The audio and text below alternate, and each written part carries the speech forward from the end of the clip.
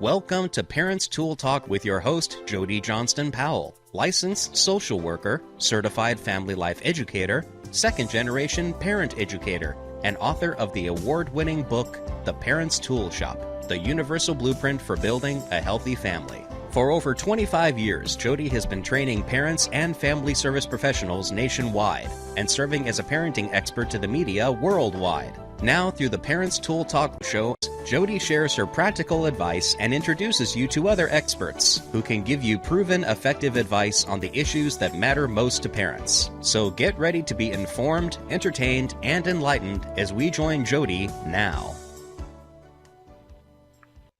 All right, everyone. Hello and welcome. I'm Jody Johnston Pawel from Parents Toolshop, and this is Emily Ragland with CommuniTeam, and we are co-facilitating today, but I'm really going to kind of hand over to Emily here in a minute or two. On the Parents Tool Talk webinars, I have two every month.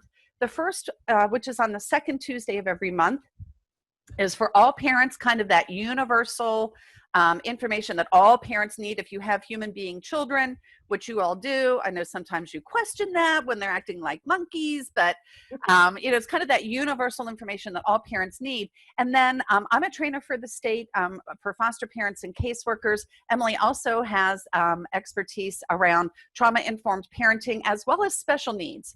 And we have agreed over the summer that we would co-facilitate this, especially the second one that is usually for parents of children who have a trauma history, to expand that out into also addressing children who have special needs, which a lot of foster parents do, but this isn't just for foster parents.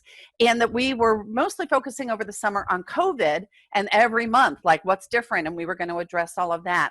So we did address the universal issues on the second Tuesday of this month.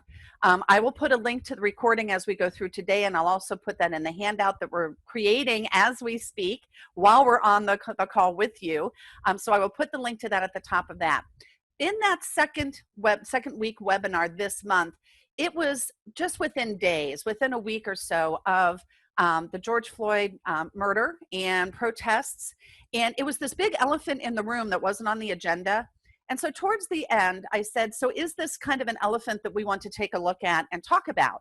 And the people on the webinar said, yes, absolutely. So we've expanded. We're not taking away any talk about COVID and special needs and kids with a trauma history around COVID, because that was still on our agenda.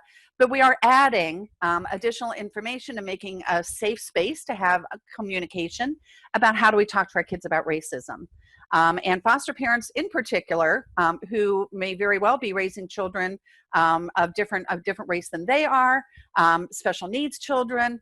And Emily's done a really great job of pulling together some resources around helping children with special needs and those with trauma history deal with both COVID and racism. So we've got lots of resources for you, but Emily's really going to kind of facilitate more of a discussion, ask some questions. We want to talk and hear what you think. And then the resources we're going to follow up with everyone who's registered. We have your email. We will send you a link. You're going to see the Google Doc probably at some point when we show you the resources. We're going to add those. So if you have any good resources, feel free to go find the link and pop it into the chat. If you hear good ideas, remember that you can copy the chat. Just go in and you can hit Control-A and it'll copy everything. You can pop open a Word document and you can save all the great ideas that you get in the chat. And so we will do that. For those of you who do want to get credit for this hour, if you will check in at the beginning, just say the name that you want on your certificate. Because it might be different than what it shows, like BB, like you would probably want to spell that out, so I don't put BB on your certificate, but just say I want a certificate in the beginning, and then participate. Make sure that you're kind of typing in there, or coming off mute or whatever to talk with us during the webinar. And then at the end, be sure that you check out so that we can verify that you were here the whole time. And we do give certificates to anyone who's here live for the entire, or 75% for like the majority of the program. So my kind of intro into, and I think this showed up in some of the publicity that some of you saw, was I went on a trip to Myrtle Beach, which I'm in Ohio. So that was like a really big deal. And I have a friend with a disability, and we were going there to support her in something that she had done and was having difficulty with. And so that was worth it to me to risk getting on a plane. And while we were there, Myrtle Beach is also a fun place, so we stayed at a fun place as long as we were there. And I was talking with this little girl who just happened to be there, and her first comment to me that took me off guard was, "I don't like it when my mom spanks my little brother so much." That was interesting, which we won't get into that today.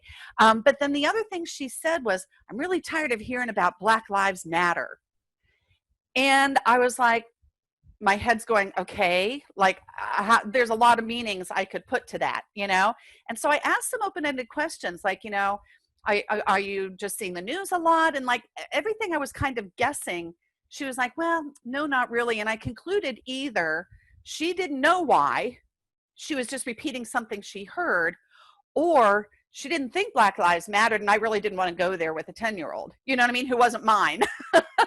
And when I came back, I shared with my daughter, and some of you know I have a grandchild who's 6 and one who's not quite 2. He's about a year and a half.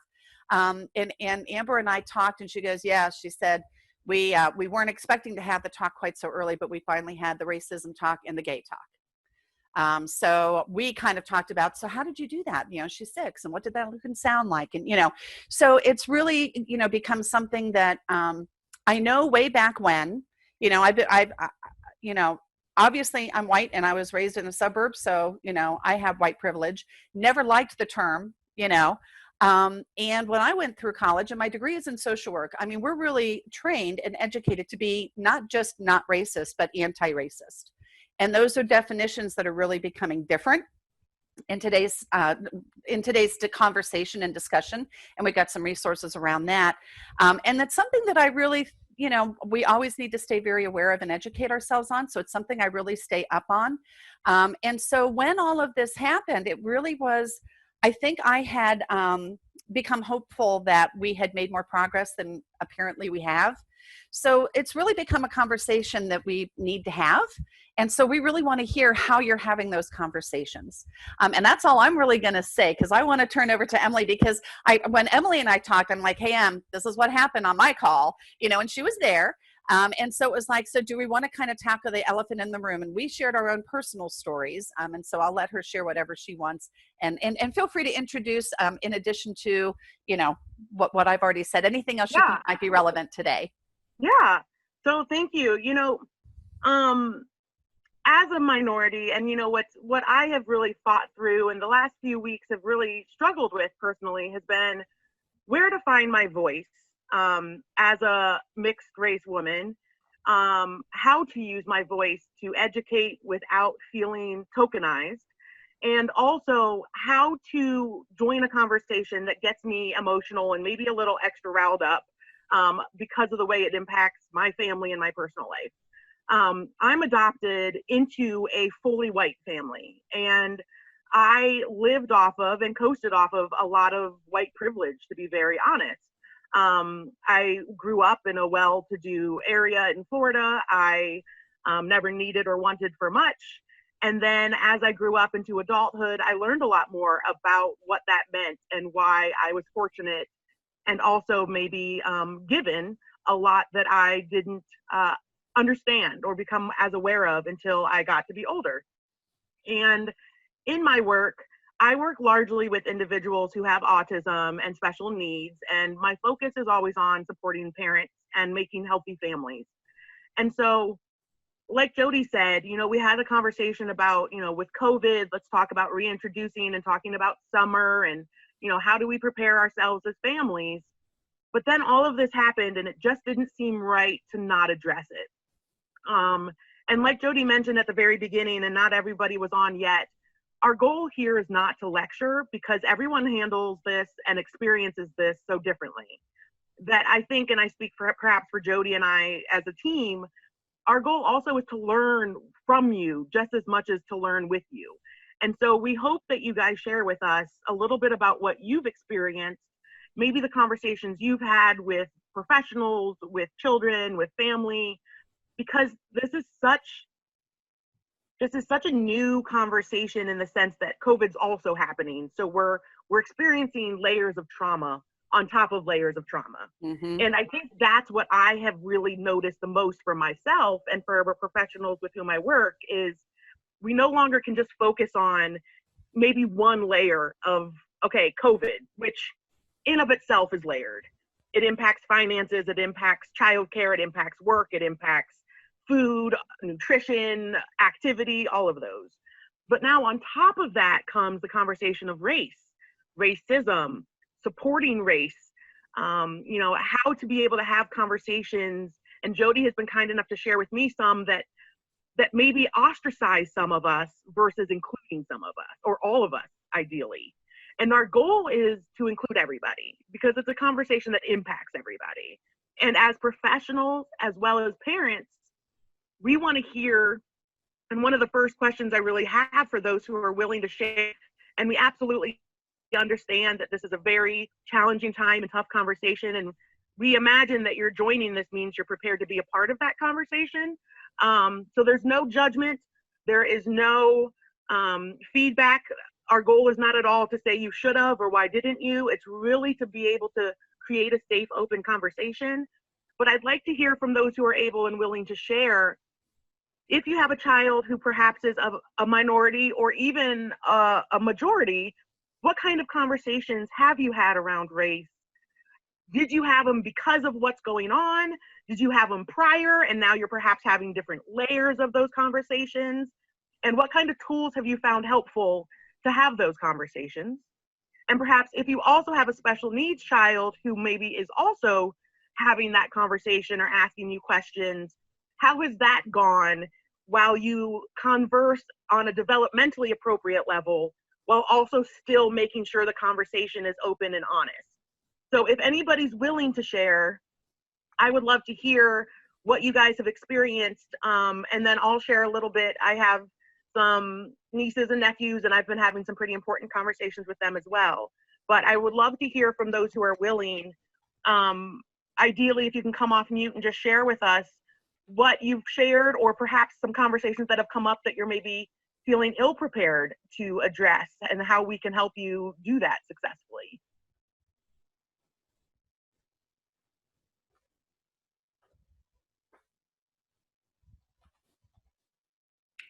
Hi, this is BB.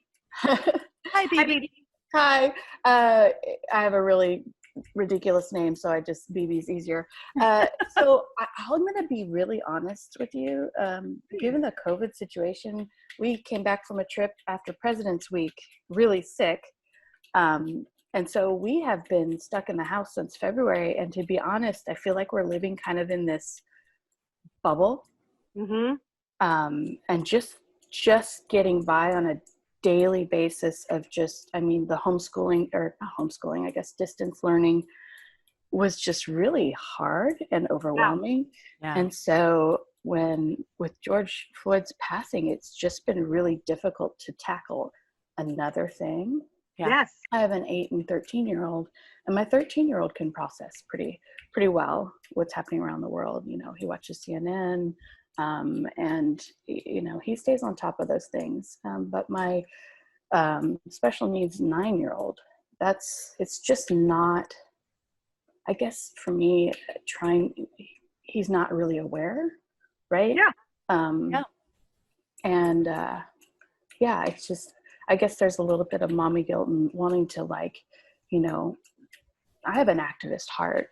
I mean, I wanted to be out there protesting, but with my kids both being high risk, I just couldn't. And there's a lot of guilt involved of wanting to do something. Yeah, I agree. And also, not wanting to put more on top of an already really stressful situation. So there's a little bit of education, but the sheer size of how angry the whole situation has me as an adult. I think that's kind of where I'm at. There's that side where I want to loop them in, but I'm also afraid of I know kids are resilient, right? They're much stronger than I think, but I think that's where we're at right now is, having so much COVID responsibility as a parent right now. Yeah. Not sure how to have that conversation, or even if I should, with a special needs 9-year-old, you know? Absolutely. And, you know, I yeah. appreciate you sharing that. And the first thing I want to jump onto is, you know, I think, and from my perspective as well, guilt has been like the feeling of the month for me. You know, I am also I try to be active. I try to use my voice. And currently I'm struggling to find where it is. And because of COVID, I agree with you, BB. It's tough to be able to get out there because, you know, there are health concerns. I'm also pregnant, so I can't expose myself to the world the way that perhaps I would have been more willing to if I weren't. And, you know, BB, I think I appreciate your honesty, and there are so many big conversations to have that there's no timeline that is correct on when to have them. And I think that's what I want to tell to all parents and all professionals really is, you know, I always tell parents, you don't parent from guilt, because there's always something that we could feel guilty about, because the world is telling us that we should be making 3-course meals and 3 meals a day and doing 2 hours of yoga. And the reality of it is we're in a time where, like you said, BB, you just hope that you can get through the day. And a successful day for all of us looks different. So BB, I admire you for acknowledging that, but I also want to say, you know, the conversation has a time to be had, and especially with some individuals who maybe have unique needs and developmental abilities.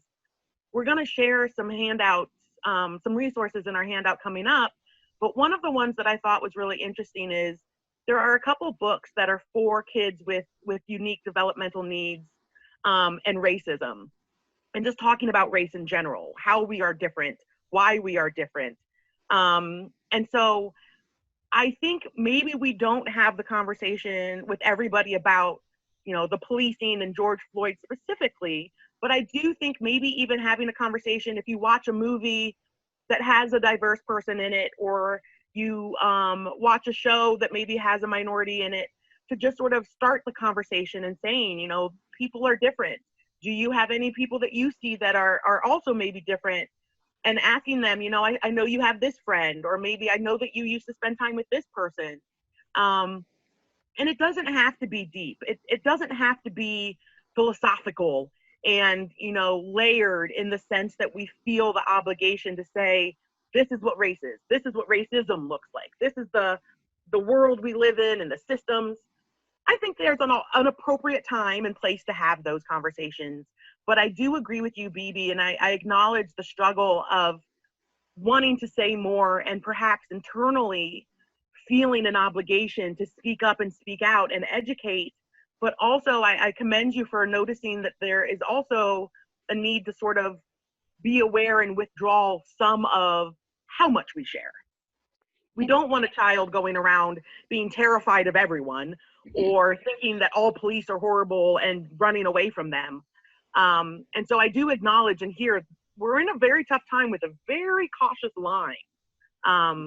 Go ahead, Jody. I know you were going to mention something. I was just wanting to thank Phoebe also for acknowledging your response, our need to deal with our own trauma around this. I mean, yeah, there was shock, there was anger, there was, you know, and I have a trauma history. So I also have auditory processing. So it takes me longer to process information, and all those things kind of converged. And I was really having a hard time just like processing what happened, and it was taking me longer. And I got to a point where I needed to just not watch the news. I had talked about it, and I needed to kind of not talk about it for a while, because when you talk, it's like any other trauma, like it kind of brings it up.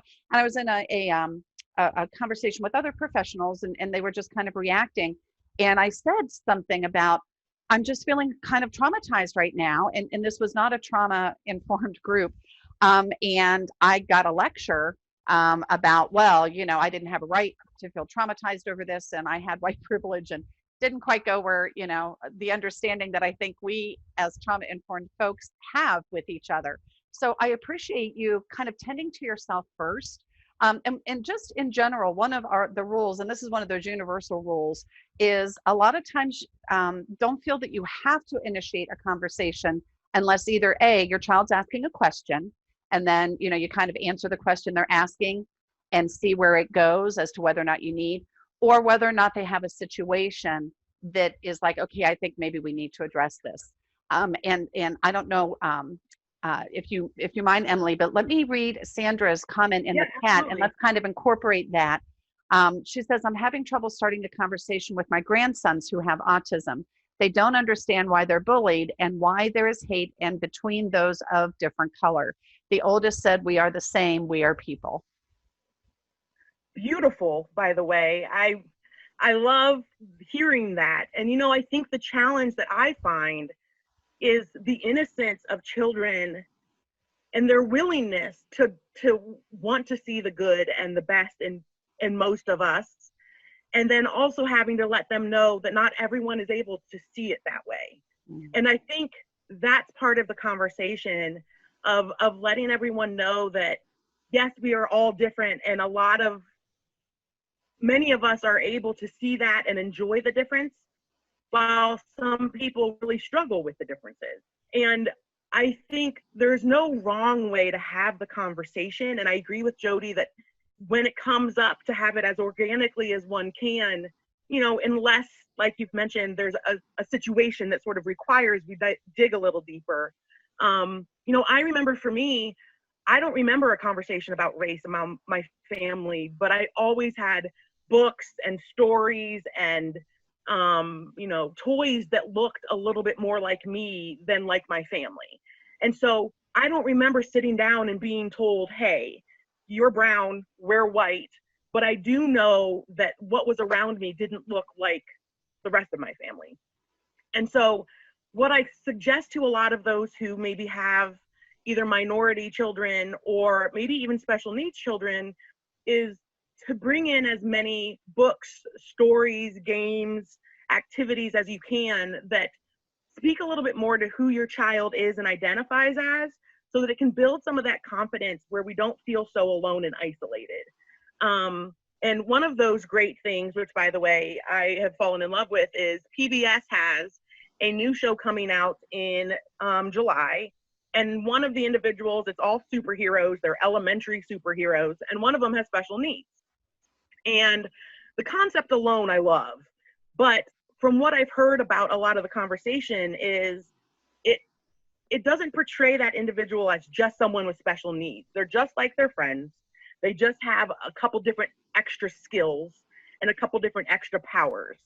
And I think things like that, where we expose our children to those kinds of opportunities to see that we are similar and that we might be a little bit different to others, but that we can appreciate those differences.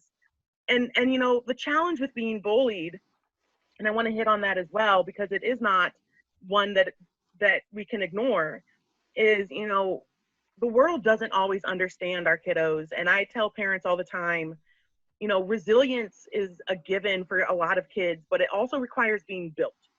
And building family resilience and individual resilience really requires a lot of understanding from those that are around us. We're very fortunate that they have someone like you that is aware of that frustration, and having the conversations can't hurt. I know they're hard and they're heavy, but I think one of the things that we struggle with as parents and as professionals sometimes is when there is an elephant in the room, we prefer to just keep covering it up because it's so heavy that it's easier to ignore until we see the bubbling up of it, and then it slaps us in the face and we have to address it.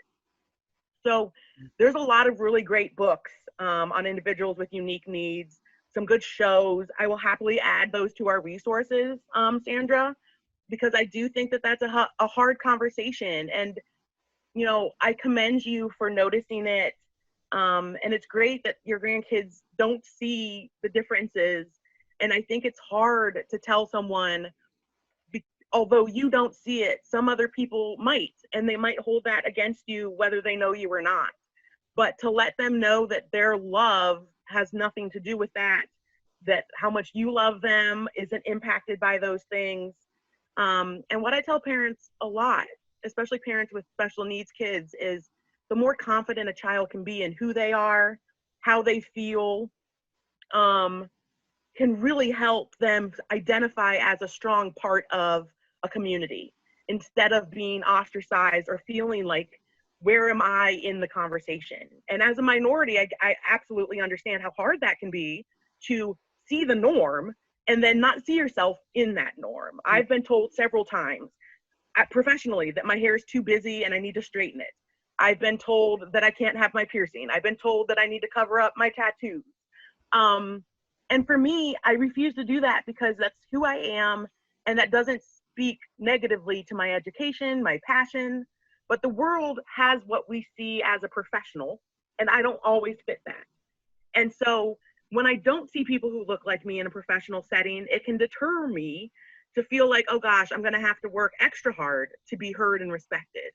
And I think kids see that same thing, is if we don't see people who struggle with our struggles in movies, in books, in shows, in games, in stories, in our classroom, then we feel like something's wrong with us. Because if the world can't see us, then where are we? And so I think a lot of things about stories, there's a couple coloring books that I can include as well, you know, movies, games, and just being able to say, you know, just because you're not always seen in the world around us doesn't mean you don't exist. And I think, you know, saying that on the developmentally appropriate way, but just saying, I see you, and having a child look in the mirror and say what they like about themselves.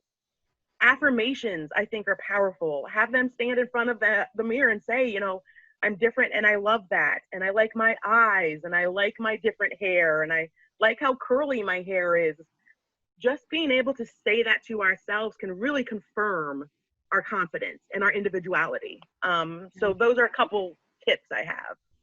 And Bibi says, it's great. This is great. Having something to start the conversation would be amazing. Being now a second generation, as in my kids are grown and I have grandkids, I have a lot of retrospect, because right from the very beginning, I've always had an issue with the terminology of tolerating differences. I've always had an issue with that, because differences in my mind are to be celebrated, not tolerated. You tolerate something that's annoying. Yeah. You know what I mean? So to me, just that, and so even in the Parents Toolshop book, you know, which is now 20 years old, there was a whole section there on teaching children an appreciation for diversity. And one of the things that I really noticed is very different. And I think when I was taught to just not be a racist. And I was taught to be more colorblind. Like, you don't comment on somebody's color, and you do accept people for who they are. You get to know who they are. You know, that kind of thing was more how I was trained as a child. So that would have been 60s, 70s, to just not be a racist. Whereas I think I am more on the anti-racist, and hopefully taught my children more along those lines, in that, yeah, we are different, and we appreciate those differences, and get to know, some of the messages are the same in terms of getting to know people as individuals, celebrate those differences, learn what their experience is.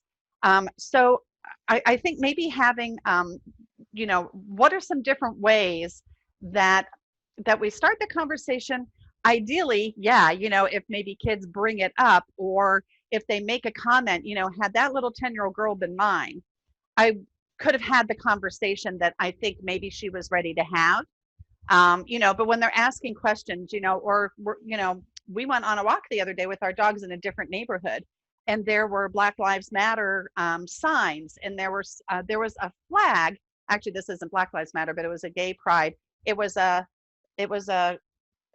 flag of the United States, but there were triangles instead of stars, and we hadn't seen that before. And so we asked my daughter and son-in-law what that was, and were shocked that the answer was that the Nazis put those triangles on gays. You know how the Jews had stars, gays had triangles, and kind of taking that symbol that once was of prejudice and making that flipping that to be a symbol of pride. So that you just, like, I felt like in that case, I felt like I was the child, kind of asking the question, and kids do tend to ask questions. And if we educate ourselves and feel kind of comfortable with not only what we believe, because we're always conveying our beliefs, racism, non-racism, and anti-racism are all learned.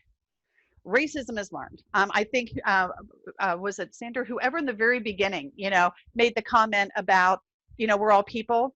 I think as children, that's how we start out. It's that innocence. It's society around us and the messages that we get from the adults that create those beliefs. So as children see things, as they ask questions, noticing those teachable moments when you are taking a drive and the kids go, oh, look at that flag. I've never seen that before, or something like that, that you can, I was always kind of looking for teachable moments.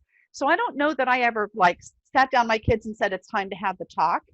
I think that it was something that we did kind of on a daily basis, because we are always kind of conditioning our kids on a daily basis. We're doing it all the time. We just don't always do it intentionally.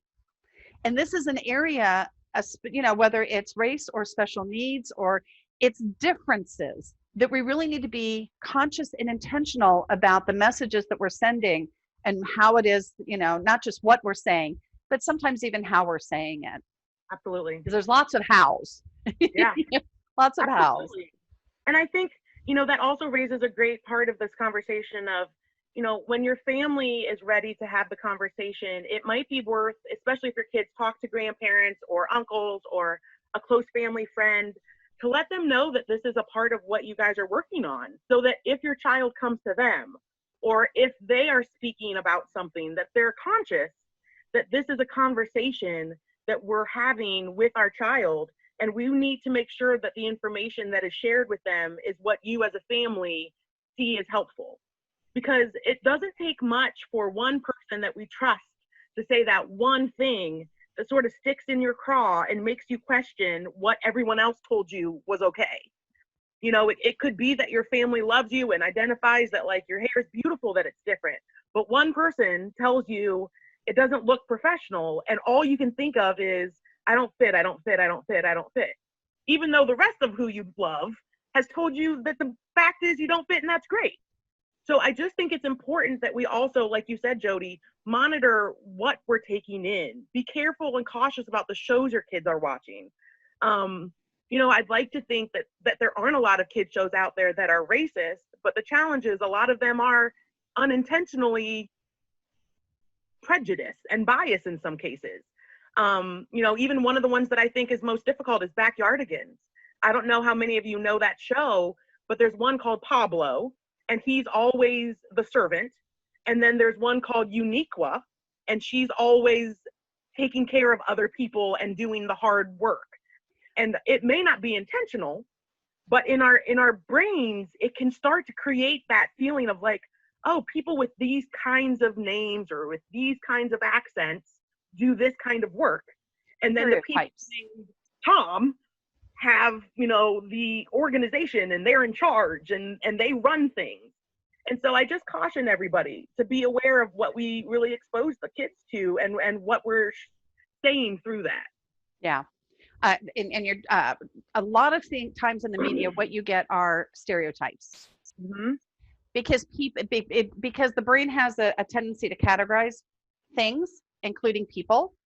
And so, so there's a lot of, and this kind of goes back to, I have this little mini lesson in my training programs for the foster parents that I do through the state. Whenever we talk about culture, there's kind of this little mini lesson about what culture really is. It's not what we are, but who we become as a result, and all of that. But I kind of go through like the stages that lead to discrimination. And one of the first is making assumptions. Don't make an assumption, just because somebody, has darker skin, don't assume, I don't know, a stereotype might be that they grew up in an all Black neighborhood. I don't know. Check things out. The story I always tell is of a caseworker who arrived at a family of Japanese descent. And before he walked in, he started to take off his shoes. And the family said, "What are you doing?" And he said, "Well, I wanted to honor your customs." And he said, "Dude," he was in San Francisco, "Dude, we've been in America for 5 generations. You don't have to take off your shoes."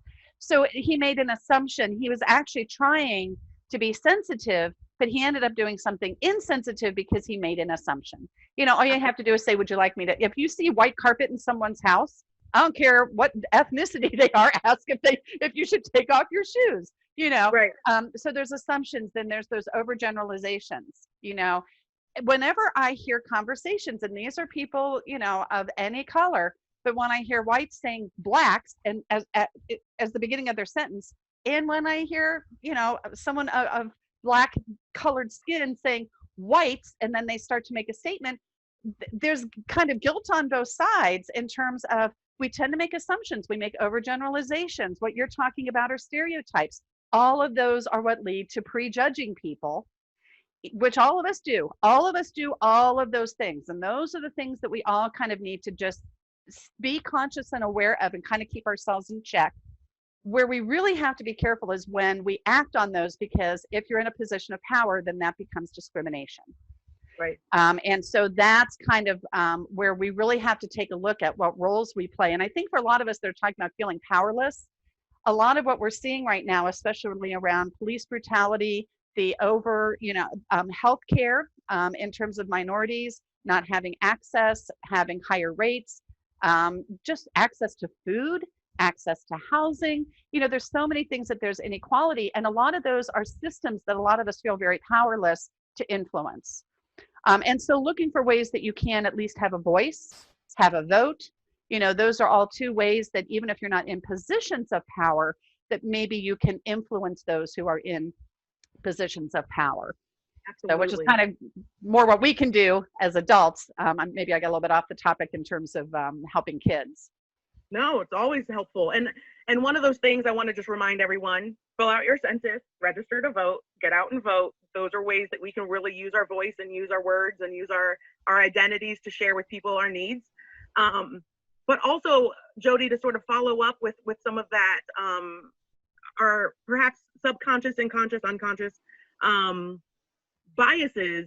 One of the things that we're going to share with you on our handout also is Harvard created this implicit bias test, which I think all of adults should take, especially professionals who work in the social work field, because there's a lot of expectations that we have that we may not be aware of. And like Jody said, it may be humanistic of us to find categories and put people in them. But what differs from us and those who maybe aren't aware is checking ourselves when we notice it, noticing, oh, this is telling me that I make these assumptions. And so let me be aware of that so that when I'm in an environment that perhaps would foster that, I check myself and I'm aware and pull that back a little bit more. So we'll share that. That's also in our handout. And Jody, you also hit on another thing that I wanted to mention is the current environment around police and policing, and not only with minorities, but also because of the work I do, one that I'm particularly concerned over is police and special needs individuals. You know, my concern and my worry has often been, but more so now that we're really watching the policing as our nation, is, you know, individuals who maybe freeze because there's a stranger talking to them, or get aggressive, or run, or won't engage. I think that's a conversation that is for me quite concerning and needs to be had as well, is with our special needs parents and our special needs children, to educate them and let them know what we can do to keep them safe if there was a first responder that came to an accident, or you got pulled over and your child is in the back seat. All of those things to keep them safe. And again, one of the resources that I'm sharing will be on safety planning as well as social stories, which I love a good social story. And to those who may not know, they're more about like pictures, and they can break it down for kids who maybe can't read through the conversation, but can see the pictures, and it can sort of help narrate a lot of the important conversations that are coming up. But crisis safety, one of the things that I put on there is a webinar on it, but also how to create a safety plan for your child in a crisis safety plan. So that bottom one is particularly interesting because it shares with us perhaps the importance of letting our neighbors know that we have a child with unique needs, so that if the police come and you're incapacitated or not around, that your neighbors can share with them that there might be a child or an individual who doesn't react the way that they would perhaps expect. Letting the school, of course, know there's also some really interesting like seatbelt covers that say, my name is blah, blah, blah. I have autism. It might take me a little while to respond. Or bands or necklaces. Now, I've heard parents who get a little concerned because that also means now I'm I don't want to say targeting, but putting a label literally on my child. Like literally labeling. Right, exactly. Yeah. And so that's a fair concern. And I wish in the world that we lived in, that would be a conversation that I could say, yep, don't worry, you don't have to do that.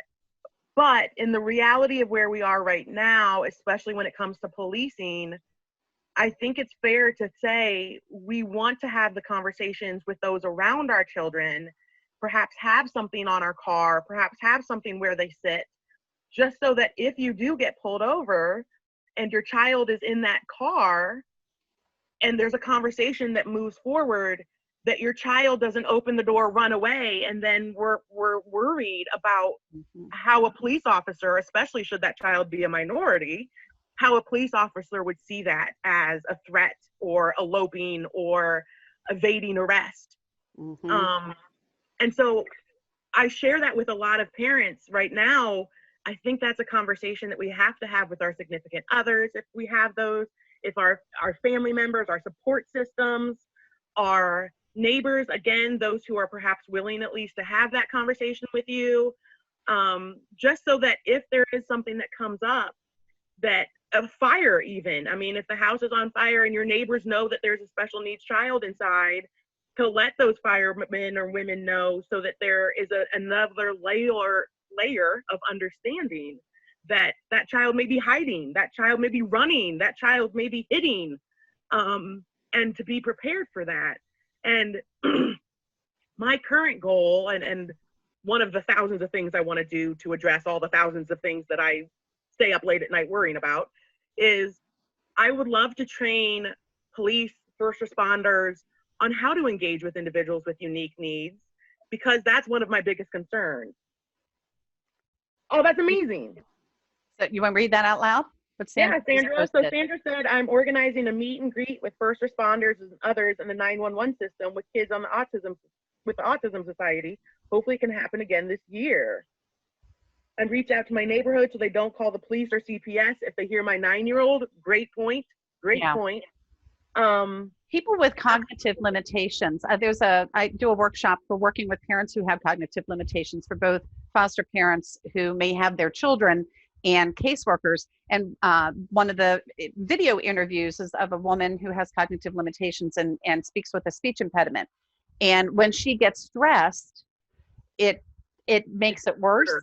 And because of her cognitive limitations, she's regularly referred to children's services just because people think she's not capable. And she has a book that when somebody comes, she hands it to them and it explains who's in the family and what their special needs are and this and that, so that it's kind of like one sheet summary.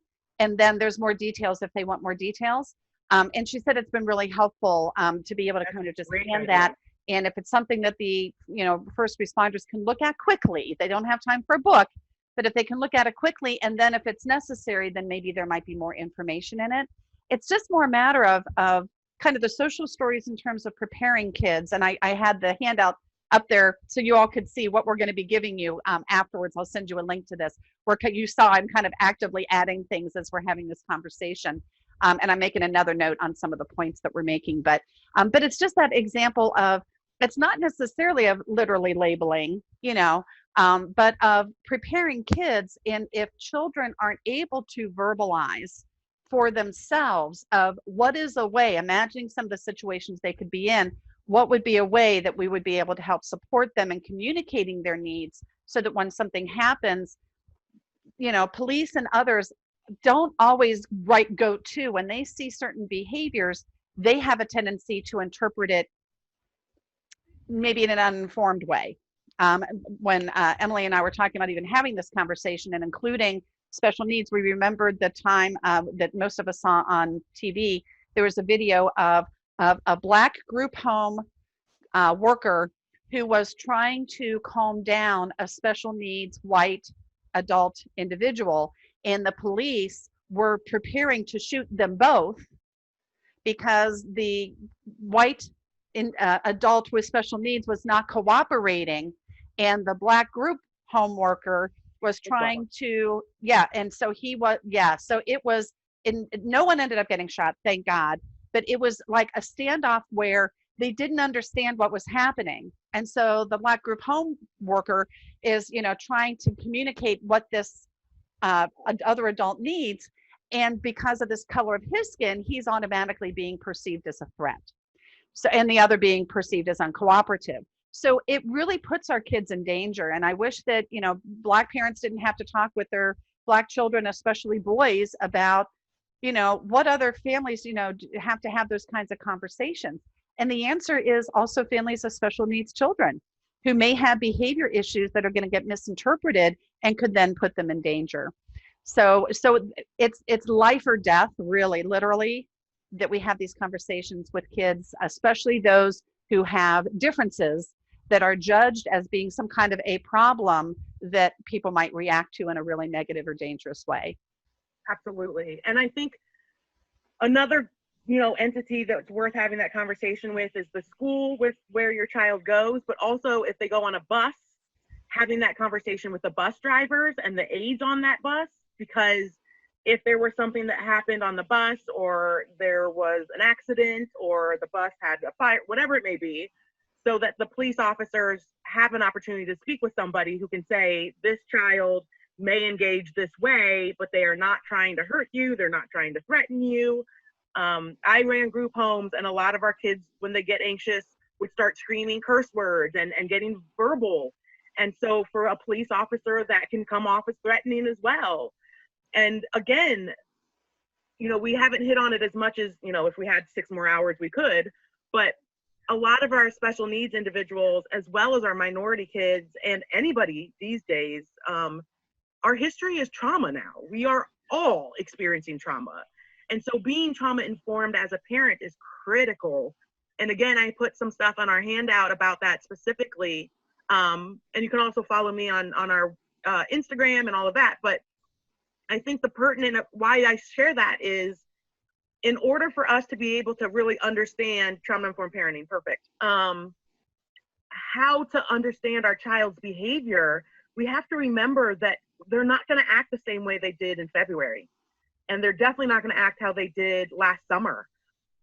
Even though they're chronologically aging, even though maybe they don't have disabilities, the trauma we're experiencing because we can't see our friends, because we can't go to school, because we can't go to basketball practice, the isolation is traumatic. And so, to build resilience, keep them engaged with people they're familiar with, even if it's just FaceTime, even if it's Zoom, even if you just drive by grandma and grandpa's house and wave and bring them cookies or whatever it is, sing your favorite song with your grandparents before bed, because we need our kids to know that their support systems, just because they don't see them in the same environment that they used to, they're not gone. And that doesn't mean that they're alone. It doesn't mean that the isolation has to make them feel by themselves. And it's easy, even as adults. I mean, I have struggled just to be like, oh my gosh, where is everybody? And so remember too, for children, it's really critical that they keep seeing their support systems. They keep seeing the people that they trust and love, even if it's just 10 minutes to Zoom with their best friend. I know kids can't sit for like a play date for an hour unless they're just bringing, FaceTime around and all of a sudden you're just looking at walls. But, I work with a 5-year-old who has autism and behavioral issues, and his has spiked since he's been out of school because his routine's different. He's at home with a single mom who, of course, there's stress involved with just caring for someone. So I just get on the phone every once in a while or send him a video that just says like, I love you, buddy. I can't wait to see you. Send me a video of your new toys or what you're up to.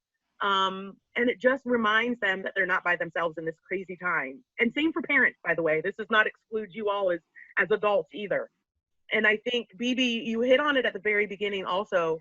This is a time where we have to have a cup that's full enough to pour for others. And I'm horrible at that, and I'm working on that myself. But, if that means that you give yourself 20 minutes while the kids are asleep, or you wake up a little early, or when they're napping, you do 5 minutes of mindfulness, or you watch your favorite show.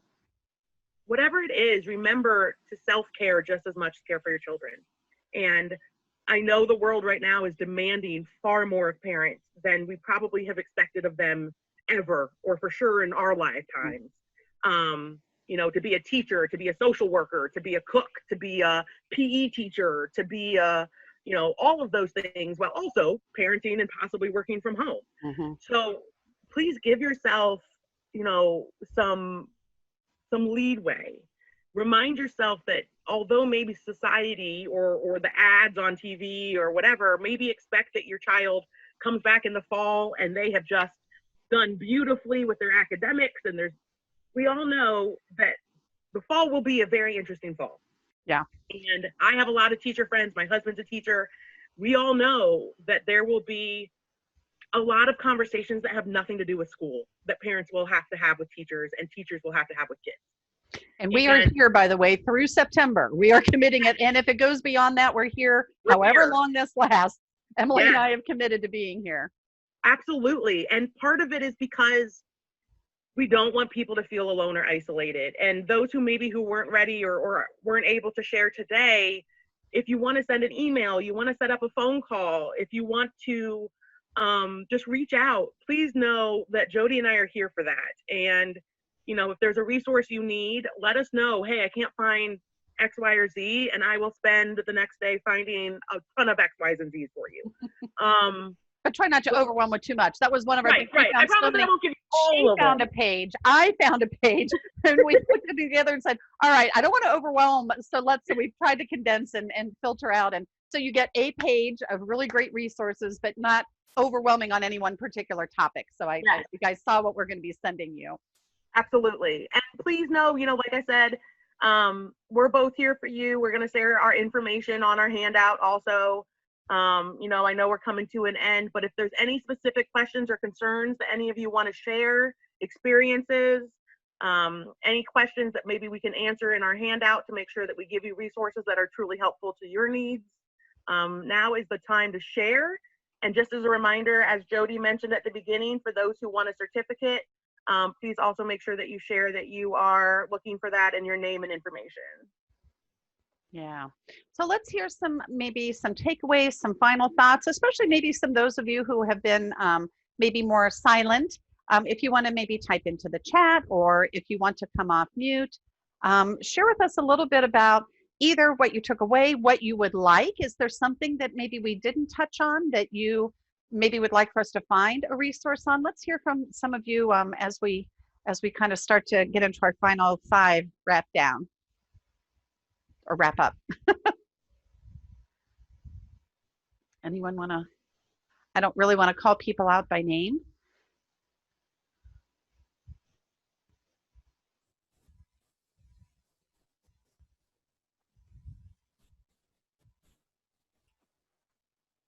All right, well, maybe they're writing. So, and Emily just put her email in. And Cindy says, of course, Cindy, happy to share. Yes. So thank you. And we will be sending out the handout here along with the link to the recording. That usually goes out within the week. That's the latest. You will get it within a week at the latest. Depending on how much editing the video needs, sometimes I can get it out within an hour if there's no edits that are needed. We want to kind of add and kind of finalize the handout. So Emily and I will talk a little bit about maybe what points we do want to include. And if there's any that you heard that maybe in you weren't taking notes that you'd like for us to capture, if you want to pop those suggestions into the chat, we can make sure that we write those out in the handout so that you can get that in the resources when we are done. And then those of you who requested a certificate at the end and you've been participating all in between and you check out at the end, those certificates usually can go out within the day because those are all I have to do is verify attendance, and those can go out within the day, and then the recording will come to you later. And everyone who's registered actually gets the recording. So if anyone is able to or willing to, Can you share with me, how did you share your information with the 911 callers and system? Did you call into 911? Did you go to the police station? How did that work? Because I'm really interested and want to include that in some of my work as well as the handout. That was a brilliant idea that I have not heard anyone be able to do. Yes, I contacted the director at the 911 station. Okay. And what I did was I had everyone in the meeting, just I got their emails and I gave them to her. And what she does is, if at any time someone at their address calls 911, they can automatically see that there is a child there, and it tells what diagnosis they have, and if there's anything that scares them more than other. If they're scared of fire, loud noise, different things like that. That's great. Thank you, Sandra. That's an amazing information to know. Thank you for sharing that. And thank you for taking the time to do that for your child. That's great. Oh, absolutely. And when I thought with all the things with with the SROs and police officers, whenever it does get to where we can be within groups, that we would just have a cookout, meet and greet, so that our children can see the officers and first responders and not be scared of them, and then they can meet our kiddos and see how special they are, but how they are very different, and sometimes you have to handle them a little different. So yeah, absolutely. Thank you for sharing that. And I don't know that most of you know, but one of the things that my group home guys used to do with me is they loved going to the fire station, and usually, at least before COVID, you could just pop by. And we would bring them cookies and all of that. But that way they also saw those people as a positive relationship. Sometimes they would show them to their quarters. One time when one of our guys who loved fire trucks, on his birthday, he brought cookies and then helped them clean the fire truck, which he was like over the moon about. But I think that's a great point, is the community sort of needs to have our back. And I think ideally they would, just through training and understanding. But where we are right now might take us taking the step first. And I commend those of you who have been able to, and I support those who are wanting to start that conversation, so that when or if they are seen by those people at some point, there's not only a relationship, but an understanding of what is really helpful to your family and to your loved ones. You're welcome, Latisse. Thank you for joining us. And please share with anybody else that you might know professionally or with families. Again.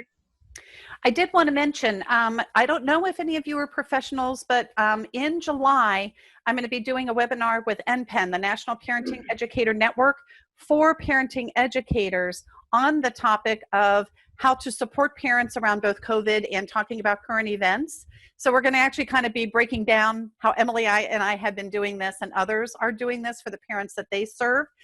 So if you want more information about that, you can go to NPEN, it's NPEN.org, and there's information about signing up for the webinars, right, kind of on the homepage, and you can get involved, and it's free for members. Membership's only $25, and you get like unlimited, all of our webinars for free. So I know that's coming up. There's also FamilyKind.org is doing a special webinar. I think it's in just a week or so. I think it's like the first Tuesday maybe of July, for parents who are co-parenting, mostly after divorce, but it's not just for divorced parents, about kind of getting on the same page. And they're also going to be talking about COVID, staying connected, and also I think they're going to be talking about racism and current events and that kind of thing. So there are some additional resources if you want to do more workshops or webinars, depending upon the way that you engage with other parents and children. Awesome. It is definitely a conversation that all of us are hoping to keep having, and we welcome whoever, for whatever perspective, whatever world environment you're a part of. We all have a voice. We all need to be heard. Please keep using it. And if you feel like you're not being heard, just email me and I will at least respond back and tell you I hear you. But the world is out there, and there's just a lot to sort through right now. So please also give yourself grace, give yourself love, give your children an extra moment to process, and just keep loving and supporting. And we're here to educate and give you whatever else we can give you. Yeah, make self-care a priority. Schedule it into your schedule, because you got to keep your cup full. So Yep. we appreciate all of you. We're glad that you were here. Thank you so much for taking the time to join us and for sharing your ideas about this topic and many others. We are here for you. Our next webinar will be the second Tuesday in July, which is July the 14th. And we will kind of revisit COVID and reentry, and kids will be starting to get ready for school. So we'll be taking a look at that in both. So we'll look at it universally on the second Tuesday, and on the fourth Tuesday, Emily and I will be listening to what kind of conversations, whoever said like those conversations, there's going to be lots of conversations around that come August. So we'll kind of hear what's going on in your particular school district and be there to support you with whatever it is that's going to be coming at us come August. We'll be here for you next month too. All right. So take care, everybody. Bye, everyone.